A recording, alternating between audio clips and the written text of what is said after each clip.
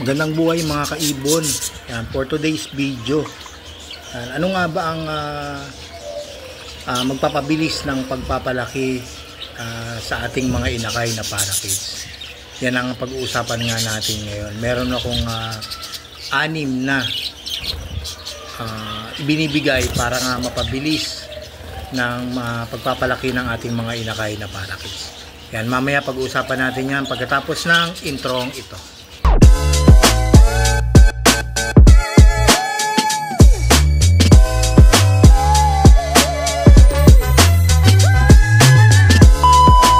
Welcome back mga kaibon. Yan, bago natin pag-usapan yung ating mabilis ng pagpapalaki ng ating mga inakay na parakeets. Yan, kung bago nga lang kayo dito sa aking YouTube channel, ang MBA Loop and Aviary. Yan, pa-like, share and subscribe po ng aking YouTube channel at pa-click ng notification bell para updated po kayo sa aking mga bagong ina-upload.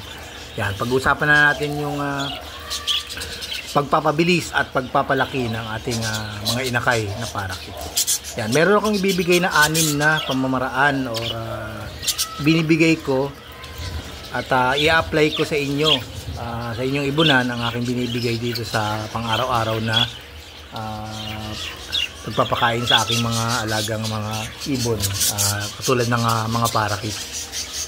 Yan, itong 6 na to ay pwede rin to sa sa mga ibon na African birds at iba't ibang klaseng ibon, lalo na kung medium, small, saka large. Yan, pag-uusapan na nga natin. Siyempre lahat tayo ay gustong mapabilis ang paglaki ng ating mga inakay na ibon. Ano nga ba ang pwede nating ibigay sa ating mga ibon na para nga sa pagpapabilis ng pagpapalaki ng inakay ng mga breeder natin na parakeets? Yan, syempre, ito ay binibigay natin sa kanilang maganda upang ito ay isubo ng ating mga breeder na hen. Isusubo nila sa kanilang mga inakay na magpapabilis at pagdidevelop ng kaniyang pangkabuhang katawan. Yan, yung mga pagdidevelop. Yan, tsaka pagpapalakas at pagpapatibay ng buto at katawan nga ng ating mga ibon na yung mga inakay nila.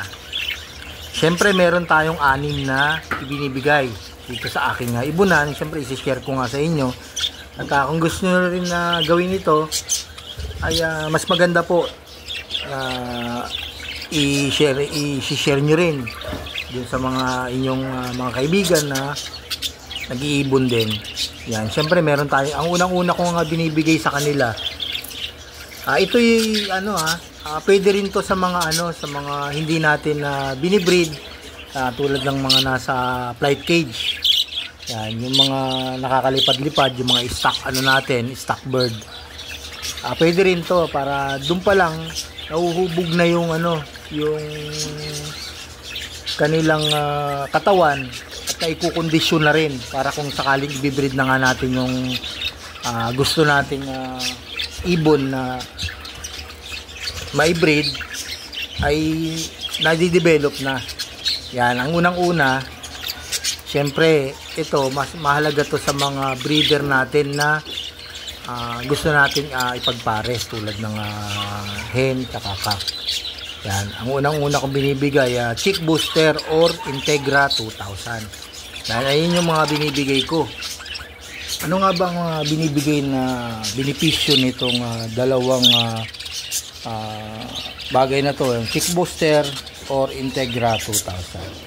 Siyempre, to improve growth and sustain immunity. Yan, it's provide fortified with vitamins and mineral to enhance bone development and prevent against stress. Yan, nakaka-prevent siya ng stress sa ating mga ibon. Yan, lalong-lalo nga sa ating mga breeder. Yan, lalong-lalo sa mga hen natin. Tsaka nagbibigay sila ng vitamins and mineral. Yan, tapos nakaka-improve din to ng ngayon sabi ko, nakaka-improve ng paglaki at pagpapatibay ng kanilang mga buto at mga pakpak. Ayan yung ibinibigay na benepisyo ng Chick Booster at Integra 2000. Siyempre doon naman tayo sa pangalawang ibinibigay ko sa kanila, ang Canary Mix. Ano nga ba ang benepisyo ibinibigay ng Canary Mix sa ating mga ibon? Yan yung pangalawang binibigay ko sa aking mga breeder. Yan. Siyempre meron niyang pinagsama-samang seeds na mix na yan para nga makabuo ng canary mixture. Siyempre naglalaman niya ng ng canary seeds, tapos meron din siyang black rape seeds, meron din linseed, tapos yung hemp seed at saka Nayer seeds. Yan yung mga bumubuo ng canary seeds na nutritious na pwede natin ibigay sa ating mga breeder. Yan, at pwede rin sa mga stock bird natin. Yan, doon naman tayo sa pangatlong ibinibigay kong para nga mapabilis yung pagpapalaki ng ating mga ibon. Ayan yung oat growth. Ang oat growth ay nagbibigay ito ng mayaman na nutrients at sustansya na ibibigay natin dito nga sa ating mga breeder at sa kanilang mga inakay. Yan, siyempre meron din yung fiber at nakaka-maintain din ito ng bilis ng panunaw ng mga kinain natin ng mga ibon. Yan. Tapos meron din siyang beta-glucan. Ayan, doon naman tayo sa pang-apat na ibinibigay kong mga pagkain para nga mapabilis yung pagpapalaki ng ating mga inakay. Ay yung pang-apat na yung grits. Ano nga ba ang binibigay na benepisyo nitong grits na to sa ating mga ibon? Siyempre ito meron itong source of calcium na nagpapatibay ng kanilang mga buto at nakakatulong din to sa pagpapatibay ng eggshell ng kanilang ilalabas na itlog. Yan. At ito nakakapagpabilis din ng panunaw ng kanilang mga kinain. May fiber din yan nakasama yung grits na yan. Doon naman tayo sa panglima na ibinibigay kong pagkain sa kanila, ang mineral blocks. Nakatulong din itong mineral blocks na to sa pagpapatibay ng kanilang itlog at pagpapalaki ng kanilang inakay. Siyempre meron din itong calcium at nagpapatibay ng buto at yung mga pakpak nga ng ating mga inakay na ilalabas nila. Yan. At saka itong mineral blocks na to ay nakaka-develop din ito ng brain cell ng ating mga ibon. Yan. Para nga yung pag-develop nila ay maayos at walang mga diferensya. Yan, pag nagbigay nga tayo ng mga itong anim na tong binibigay, ma-develop kagad yung kanilang itlog pa lang nadi-develop na bago nila mapisa yung kanilang mga itlog. Ay yung pang-anip pala na ibinibigay ko. Yan, usual to, pwede na itong makita lang to sa mga gilid-gilid ng bahay nyo. Yan, itong mga gulay na green leafy vegetable. Yun yung pang-anim, ang green leafy vegetable. Yan, siyempre pwede yung malunggay, alokbati, or sayote. Yan yung tatlong ibinibigay ko sa kanila para nga mapabilis yung pagpapalaki nga ng kanilang mga inakay. Siyempre itong anim na to, siyempre ang pagbibigay na ito, moderate lang. Hindi naman sinasabi na ito na yung magiging primary natin na ibinibigay na sa ating mga ibon. Siyempre ito pwede nating ibigay ng every other day. Depende na lang po kung kailan nyo gusto or basta maibigay itong anim na to sa inyong mga ibon. Importante itong anim na to na maibigay sa kanila. Kahit hindi siya araw-araw, kasi masama nga naman pagka araw-araw, pre, ang pagbibigay ng sobra-sobra ay nakakasama din sa ating mga ibon. Nagdidepende po yan sa inyo kung kailan nyo po ibigay. Basta isang beses lang po. Ang akin kasi, ang pagbibigay nito, hindi ko naman inaano na every other day. Ang bawa, isisingit ko lang siya sa umaga. Yan.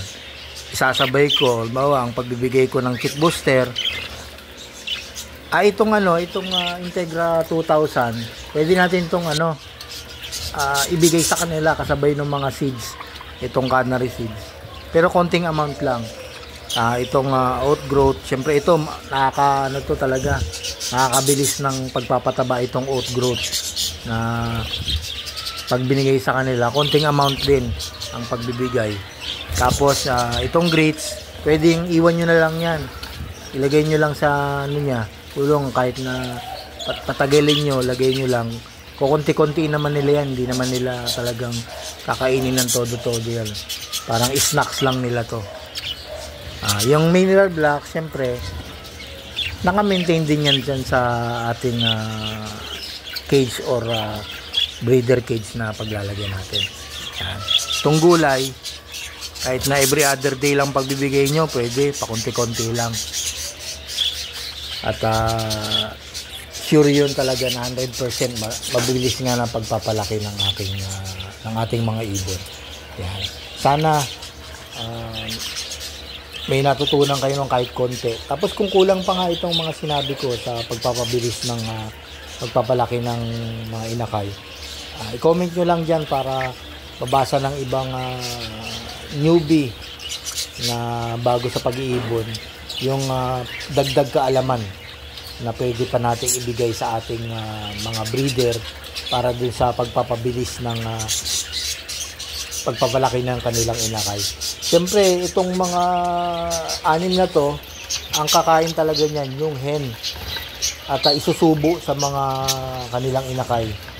Yun nga, nakakapagbilis nga ng pagpapalaki, dire-diretsong production ng ibon or itlog ng kanilang mga inakay. Yan, hanggang dito na lang po ang aking mga sinabi. At kung gusto nyo i-apply po sa inyong ibunan, at sigurado pong mapabilis yung pagpapalaki nga ng ating mga inakay. Siyempre, moderate po ang pagbibigay niyan para hindi po kagad tumaba ang ating mga hen. Yan. Hen po talaga ang mabilis tumaba dyan pag sobra-sobra at labis-labis yung pagbibigay natin ng itong anim na to. Yan. Ganito na lang po. Pa-share na lang po ng aking video at pa-comment po pag may mga tanong po kayo sa aking total yan. Kung may gusto kayo itanong about sa pag-iibon, pwede nyo rin po sa aking tanongin at mababasa ko naman po yan sa inyong comment. Pwede kong gawan to ng video. Tapos meron pala akong isang subscriber na tinanong, nakabili daw siya ng hindi ko na ma-mention yung pangalan. Dun sa isang video ko, nag-comment siya doon na nakabili daw siya ng isang pair na parakeets na Lutino. 2 months daw yun. At gusto na niyang i-breed. Sa akin naman, yung 2 months ay medyo bata pa talaga. Yung pag-breed na yan, ang maipapayo ko lang sa'yo, pamaturin mo muna yung ibon mo. Pwede natin gawing 7 months or 8 months ang pag-breed kasi nga masyadong bata pa. At hindi pa yan kung makakabuo man ng kanilang mga itlog ay medyo matagal pa kasi bata pa nga. Hindi natin masusure yung kung fertile nga yung kanilang mga ibon. Tapos ang tanong niya kung paano daw ito kondisyonin. Sir, meron akong ginawang video about sa gabay sa pagpapakondisyon ng ibon o dun sa mga breeder na gusto nating i-breed. Hanapin nyo na lang po yung video na yon. Lahat-lahat po doon malalaman nyo kung paano nga po yung tamang edad or tamang pagkondisyon yung mga ibinibigay ko para sa pagkondisyon ng ating mga ibon. Yan sir, salamat po sa inyong panonood at hanggang dito na lang po ang aking video. Salamat, happy breeding mga kaibon.